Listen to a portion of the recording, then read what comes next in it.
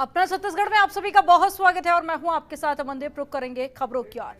छत्तीसगढ़ प्रदेश के भूपेश बघेल की कांग्रेस सरकार के 2.5 साल पूरे होते ही विपक्षी दल भाजपा ने सरकार को घेरने की एक भी कोशिश खाली नहीं छोड़ी है और लगातार जो विपक्ष है वो हमलावर है। धान खरीदी, बिजली दर की बढ़ोतरी और पेट्रोल और साथ ही डीजल सहित अन्य चीजों पर हुई महंगाई को लेकर भाजपा अब सड़क पर उतरकर लड़ाई लड़ रही है। वहीं एक दिवसीय दौरे पर अंबिकापुर पहुंचे बीजेपी प्रदेश अध्यक्ष विष्णुदेव साय ने सरकार पर जमकर निशाना साधा और भूपेश सरकार पर वादा खिलाफी का आरोप लगाया।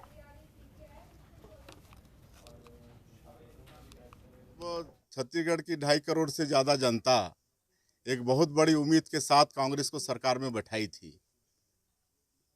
और तरह तरह के इनके जन घोषणा पत्र में वादे थे, 36 वादे थे। लेकिन आज करीब 3 साल होने को हैं इस सरकार के। आज 36 में से एक भी वादा अगर पूरा किए हो तो ये बता दें। चाहे वो कर्जा माफ़ी की बात हो, शराबबंदी के लिए तो इन्होंने हाथ में गंगा जल लेकर कसम खाई थी।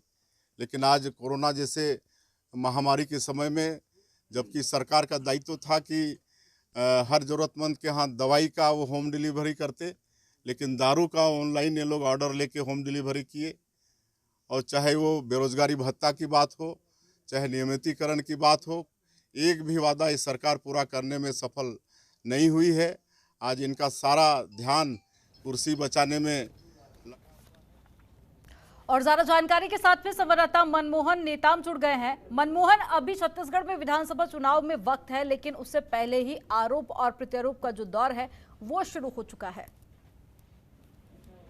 देखिए अमनदीप, जिस तरीके से प्रदेश की जो कांग्रेस सरकार है लगातार विकास की दावे कर रही है, तो वहीं दूसरी तरफ जो विपक्ष पार्टी है बीजेपी लगातार पार्टी पर आरोप लगा रही है कि प्रदेश में जब से कांग्रेस की सरकार बनी है तब से लेकर आज तक विकास कहीं दिख नहीं रहा है। और जो कांग्रेस के जो लीडर हैं वो अपना कुर्सी बचाने में लगे हुए हैं। जाहिर सी बात है, प्रदेश कांग्रेस में जिस तरीके से गुटबाजी चल रही है, जिस तरीके से 2.5 साल का फॉर्मूला सामने देखा गया, तो उसे लेकर बीजेपी इसे मुद्दा भी बना रही है। और मुद्दा इसलिए भी बना रही है क्योंकि प्रदेश में कांग्रेस में अंतर्कलह भी देखी जा रही है। और जिस तरीके से कांग्रेस के ऊपर आरोप लगाया जा रहा है, बीजेपी लगातार हमलावर है, चाहे वो पूर्व मुख्यमंत्री डॉक्टर रमन सिंह हो, चाहे बीजेपी के प्रदेश अध्यक्ष हो, चाहे नेता प्रतिपक्ष धर्मलाल कौशिक हो, लगातार कांग्रेस सरकार पर आरोप लगाते हुए उनका साफ कहना है बीजेपी का कि प्रदेश में जब से कांग्रेस की सरकार बनी है तब से लूट, हत्या, डकैती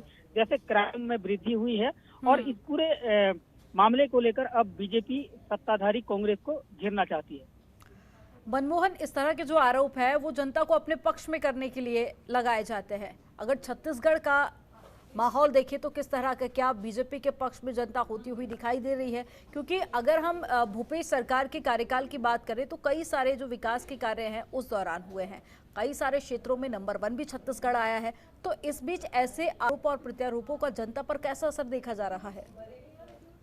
देखिए अमनदीप, एक बात तो साफ है कि प्रदेश में 2.5 साल की जो भूपेश सरकार है लगातार किसान हो चाहे अन्य जो किसानों के पक्ष में जिस तरीके से फैसले ले रही है और लगातार प्रदेश की सरकार के हित में फैसला ले रही है, लेकिन विपक्ष को हजम भी नहीं हो रहा है क्योंकि 2.5 साल बीत चुका है। और 2.5 साल बीतने के बाद विपक्ष को कुछ न कुछ मुद्दा चाहिए, तो जिसे लेकर विपक्ष हमलावर है, लेकिन विपक्ष के पास कोई ठोस मुद्दा नहीं है। जिसे कांग्रेस साफ कह रही है कि विपक्ष को का काम ही है आरोप लगाना। लेकिन प्रदेश में जिस तरीके से चारों तरफ विकास हो रहा है और जिस तरीके से प्रदेश की जो भूपेश सरकार है लगातार बड़े बड़े फैसले ले रहे हैं, एक ऐसा प्रदेश है अमनदीप छत्तीसगढ़ जहां पर गोबर खरीदी होता है, जहां पर वर्मी खाद बनाया जाता है, तो ये जो बड़े बड़े फैसले भूपेश सरकार ले रही है, तो इसे लेकर प्रदेश की जो जनता है खुश है। और दूसरी तरफ बता दूं कि समर्थन मूल्य में धान खरीदी होने के बाद जो बोनस मिलती है, बोनस को किस्त में दे रही है भूपेश सरकार।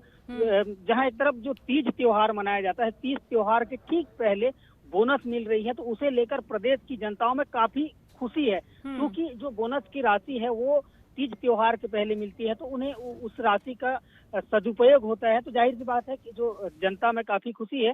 तो वहीं 15 साल सत्ता में रहने के बाद जो विपक्ष की पार्टी निभा रही है, जो भूमिका निभा रही है बीजेपी 15 साल सरकार में रहने के बाद अब विपक्ष में है, तो जाहिर सी बात है 15 साल जिस तरीके से उन्होंने सत्ता में रहा, तो अब भी वो सत्ता में आने के लिए लाख प्रयास कर रही है। और चारों तरफ जो विपक्ष की बीजेपी पार्टी है वो विरोध प्रदर्शन कर रही है और सत्ताधारी कांग्रेस को कहीं ना कहीं घेरना चाहती है।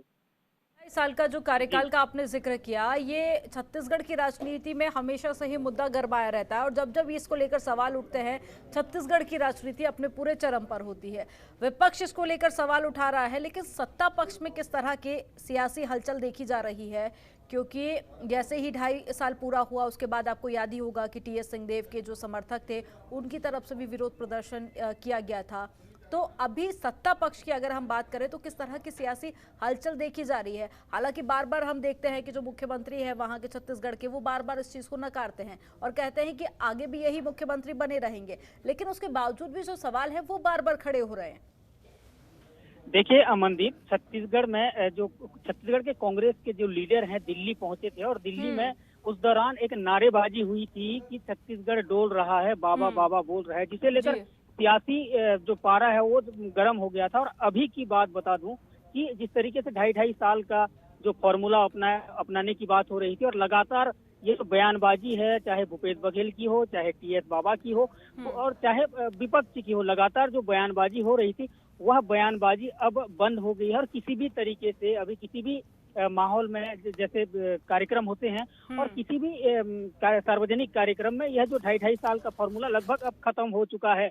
और मुझे लगता है और हम कयास भी यह लगा रहे हैं कि आगामी जो कार्यकाल है वह भूपेश बघेल ही पूर्ण करेंगे, क्योंकि जो 2.5 साल का फॉर्मूला जिस तरीके से तेजी से बढ़ रहा था और जिस तरीके से तूल पकड़ा था, तो अब यह जो मसला है यह धीरे धीरे थम सा गया है। लेकिन जो विपक्ष की पार्टी है बीजेपी, वो लगातार एक ही आरोप लगाती है कि कांग्रेस पार्टी अपना कुर्सी बचाने में लगी है। तो जाहिर सी बात है विपक्ष का काम तो है ही वह सत्ता पक्ष को और यहाँ घेरने की पर कोशिश जब कोई करेगा। मुद्दे नहीं है तो विपक्ष इसी मुद्दे को लगातार हम देख रहे हैं कई दिनों से भुना रहा है। और रही बात महंगाई को लेकर, तो छत्तीसगढ़ की सरकार से ज्यादा केंद्र सरकार के खिलाफ महंगाई को लेकर नाराजगी लोगों में है। आप बने रहिएगा मनमोहन, आगे भी आपसे अपडेट लेंगे।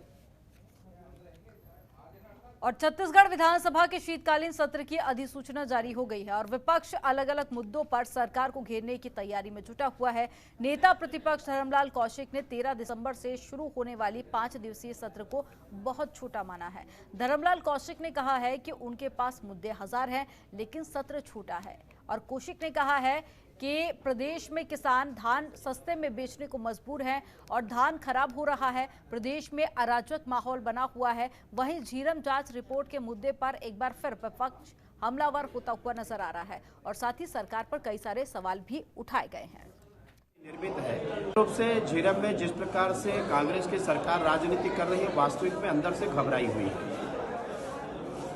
उनको लगता है कि ओपन होने से सरकार के ऊपर प्रश्न चिन्ह लगेगा और कांग्रेस के ऊपर, इसलिए बचाव की मुद्रा में अभी से दिखाई देने लगे हैं। उनके जो लीक होना, उस बात में वार्ता करना, ये स्पष्ट दिखा रहा है कि कहीं न कहीं कांग्रेस अंदर से घबराई हुई है।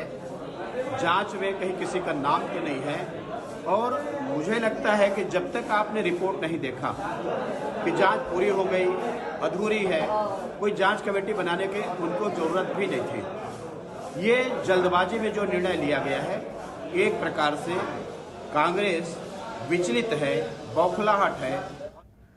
और ज्यादा जानकारी के साथ में संवाददाता मनमोहन नेताम जुड़े हुए हैं। मनमोहन, सत्र को सिर्फ 5 दिवसीय रखा गया है, जिसको लेकर विपक्ष भी हमलावर है, लेकिन पहले तो कोरोना का हवाला दिया जा रहा था। अब क्या कारण है कि सत्र को इतने कम दिनों का रखा गया है? पहले तो ये बताइए और साथ ही ये बताइए कि अब इसको लेकर छत्तीसगढ़ में किस तरह की राजनीति है।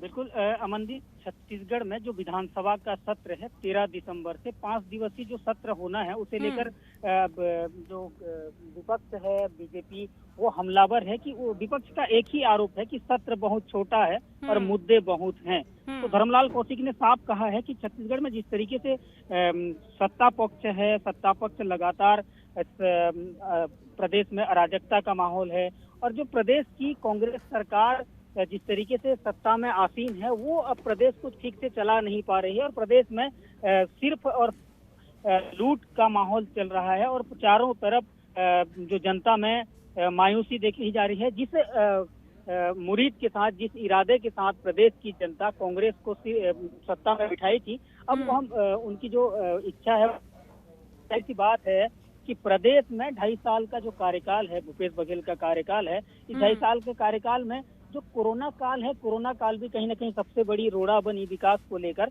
लेकिन 2.5 साल के जिस कार्यकाल में भी भूपेश बघेल की जो सरकार है, बड़े बड़े जो कार्यक्रम हुए, बड़े बड़े जो घोषणाएं की गई है और जो जन कल्याणकारी योजनाओं को लॉन्चिंग किया है, तो जाहिर सी बात है 2.5 साल का कार्यकाल प्रदेश की सरकार के लिए सुखद।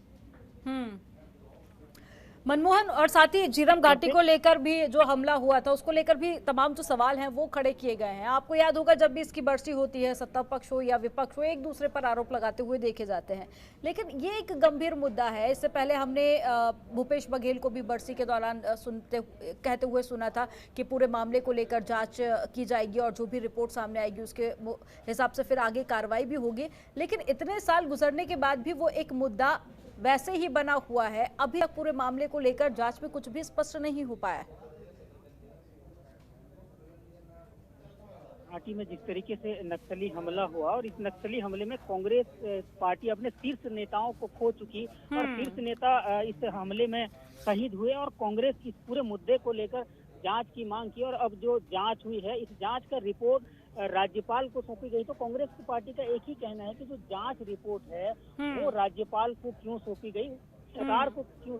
कहीं ना कहीं कांग्रेस आरोप है इस जांच रिपोर्ट में, जिस तरीके से पाल को जांच रिपोर्ट सौंपी गई है, कहीं ना कहीं गड़बड़ है और गड़बड़ी देखी जा रही है।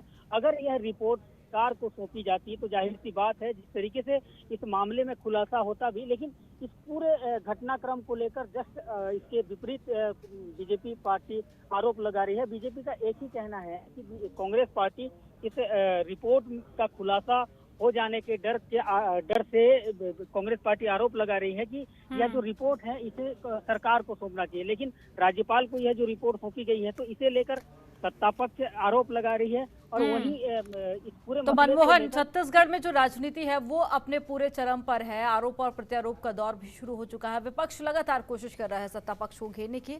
आप नजर बनाए रखिएगा। तमाम जानकारी साझा करने के लिए बहुत शुक्रिया आपका।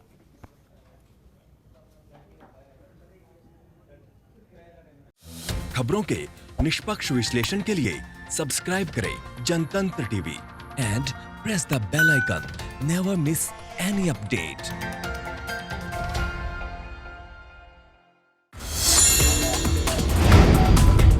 Download the Janatantra TV app, available on Google Play and App Store. Download it now.